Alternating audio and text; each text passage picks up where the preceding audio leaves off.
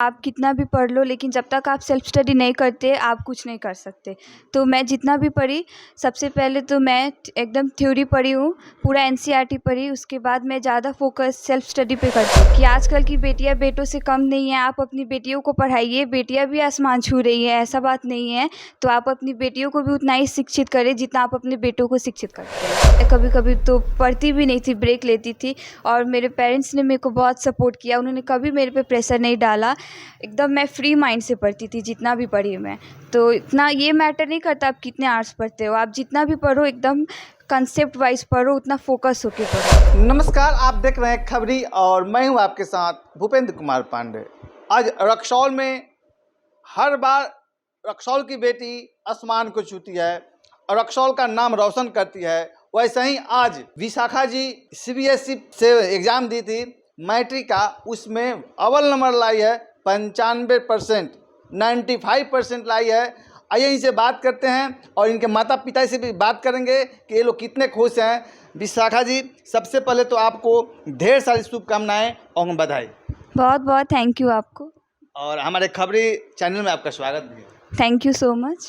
तो सबसे पहले आप बताइए कि इतना परसेंटेज आप कैसे लाए?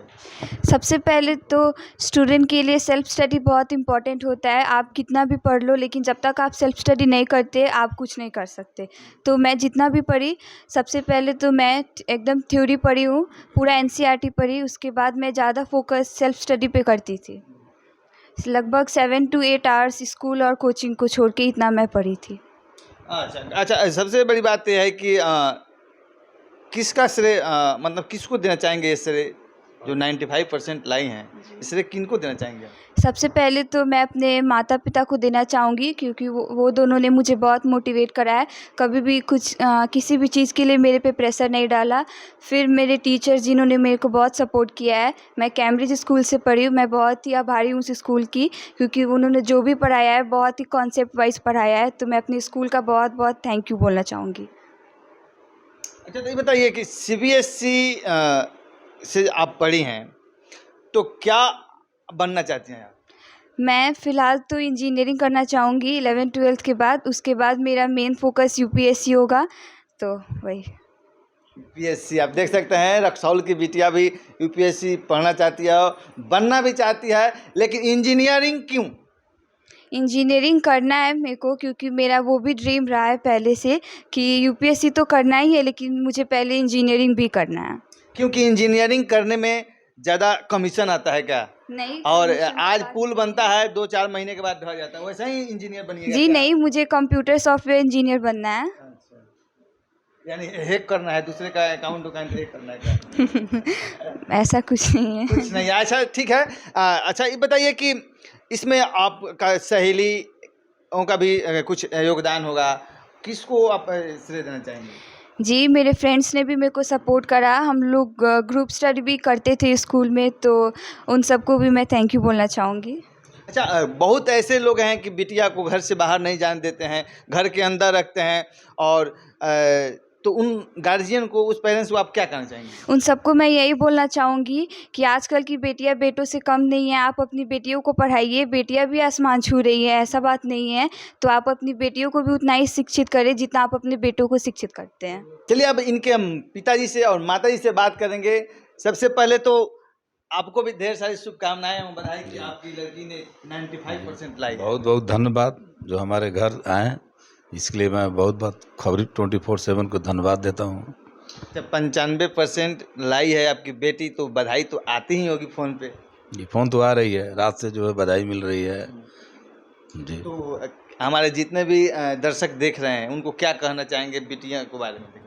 मैं तो यही कहना चाहूँगा कि जो भी जो है अपने बच्ची को जो है बढ़िया से शिक्षा दे, बढ़िया से पढ़ा है।